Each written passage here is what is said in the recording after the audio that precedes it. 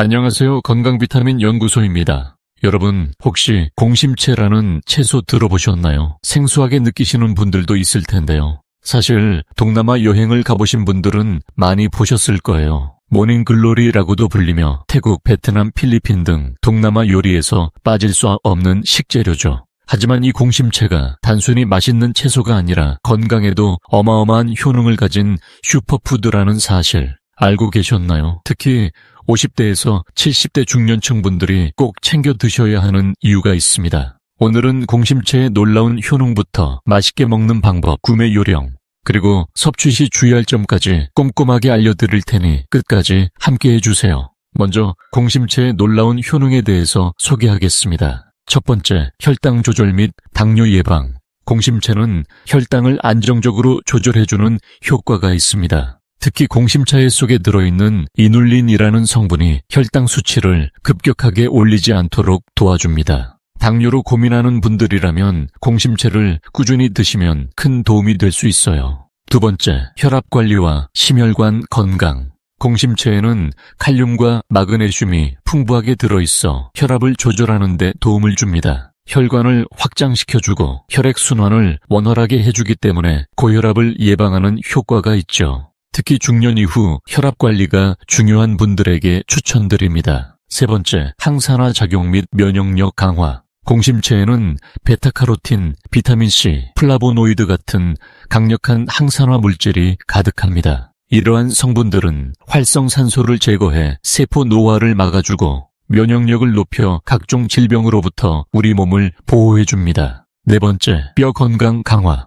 50대 이후 가장 중요한 것 중 하나가 뼈 건강이죠. 공심채는 칼슘과 마그네슘이 풍부해 골밀도를 높여주고 골다공증을 예방하는 데 도움을 줍니다. 나이가 들수록 뼈가 약해지기 쉬운데 공심채를 자주 드시면 도움이 됩니다. 다섯 번째, 변비 개선 및 장 건강. 공심채에는 풍부한 식이섬유가 들어있어 장 운동을 활발하게 해줍니다. 평소 변비로 고생하는 분들이라면 공심채를 자주 드시는 것도 좋은 방법이에요. 이렇게 공심채가 건강에 좋다고 하니 당장 먹어봐야겠다는 분들 많으시죠? 그런데 무턱대고 너무 많이 먹었다가 낭패를 본 경우도 있습니다. 60대 박 씨는 베트남 여행에서 공심채 볶음을 먹고 반해버렸습니다. 한국에 돌아와 마트에서 공심채를 사와 직접 요리해 먹기로 했죠. 마늘 듬뿍 넣고 굴소스 넣고 센 불에 볶았는데 맛이 이상합니다. 알고 보니 공심채를 너무 오래 익혀버려서 질기고 흐물흐물한 식감이 된 것.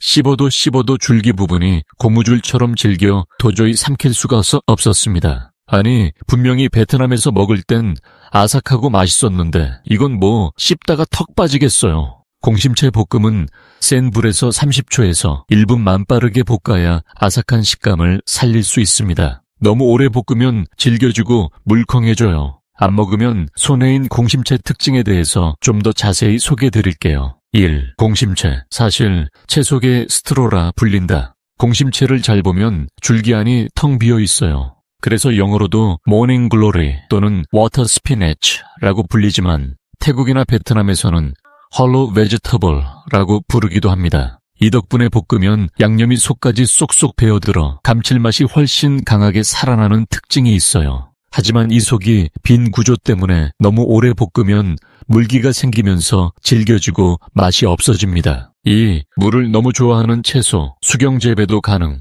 공심채는 원래 논이나 습한 환경에서 자라는 채소예요. 그래서 물을 아주 좋아하고 심지어 물만 있어도 뿌리가 자라서 계속 성장하는 특징이 있습니다. 혹시나 공심채를 사와서 다 먹지 못했다면 줄기를 물에 담가 놓으면 며칠 동안 싱싱하게 유지할 수 있어요. 냉장 보관하면 쉽게 시들 수 있으니 물을 활용한 보관법을 추천합니다. 3. 씹으면 톡톡 터지는 특유의 식감. 공심채는 일반 시금치처럼 흐물흐물하지 않고 씹을 때 아삭아삭한 식감이 특징이에요. 특히 줄기 부분은 양념이 잘 배면서도 살짝 터지는 느낌이 있어서 베트남, 태국, 중국 등 동남아에서는 대표적인 볶음 채소로 사랑받고 있죠. 오일, 마늘, 굴소스와 환상의 궁합을 자랑하므로 간단하게 마늘, 고추, 굴소스만 넣고 볶아도 맛집 요리가 됩니다. 4. 생으로 먹을 땐 주의해야 할 점.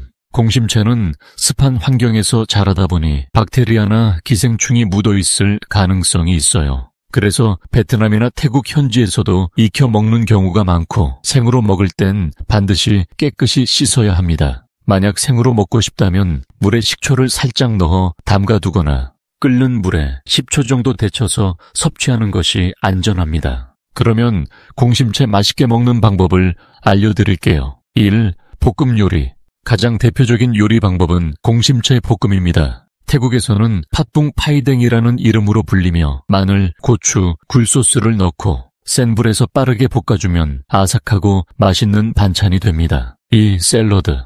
공심채를 살짝 데쳐서 샐러드로 만들어 먹어도 좋습니다. 신선한 채소들과 함께 드레싱을 곁들이면 건강한 한 끼가 완성됩니다. 3. 국물 요리. 베트남에서는 공심채를 쌀국수에 넣어 먹기도 합니다. 국물 요리에 넣으면 시원한 맛을 더해줘서 한국식 된장국이나 해장국에도 활용할 수 있어요. 4. 쌈 채소로 활용. 삼겹살이나 불고기를 먹을 때 공심채를 쌈 채소로 활용하면 색다른 풍미를 즐길 수 있습니다. 다음으로 공심채 구매 시기와 보관법입니다. 구매 시기. 공심채는 여름이 제철입니다. 하지만 요즘은 하우스 재배 덕분에 사계절 내내 구할 수 있어요. 좋은 공심채 고르는 법. 잎이 선명한 녹색을 띠고 시들지 않은 것이 좋습니다. 줄기가 너무 굵지 않고 적당한 탄력이 있는 것이 신선한 상태입니다. 보관 방법. 공심채는 수분을 많이 함유한 채소라서 보관 방법에 따라 신선도가 크게 좌우됩니다. 오래 두고 먹고 싶다면 줄기를 물에 담가 놓으면 며칠 동안 싱싱하게 유지할 수 있어요. 마지막으로 섭취 시 주의할 점입니다. 첫 번째, 공심채는 섬유질이 풍부하기 때문에 갑자기 많이 섭취하면 복통이나 설사를 유발할 수 있습니다. 처음 드실 때는 소량씩 섭취하면서 몸 상태를 확인하세요. 두 번째, 공심채에는 칼륨이 많아 신장이 약한 분들은 섭취량을 조절하는 것이 좋습니다. 세 번째, 공심채는 습한 환경에서 자라기 때문에 생으로 먹을 경우 반드시 흐르는 물에 깨끗이 씻어야 합니다. 지금까지 공심채의 놀라운 효능과 다양한 활용법을 알아봤는데요. 이렇게 건강에 좋은데도 아직 모르고 계셨다면 오늘부터라도 꼭 한번 드셔보세요. 혈당 조절, 혈압 관리, 뼈 건강, 변비 개선까지 중년분들에게 특히 좋은 채소입니다. 그리고 더보기란과 고정 댓글에 추천하는 공심채 제품을 소개해 두었으니 필요하신 분들은 한번 살펴보시고요. 앞으로도 건강한 식재료와 유익한 정보를 계속 전해드릴 테니 좋아요와 구독, 알림 설정도 꼭 부탁드립니다. 다음 영상에서 또 만나요.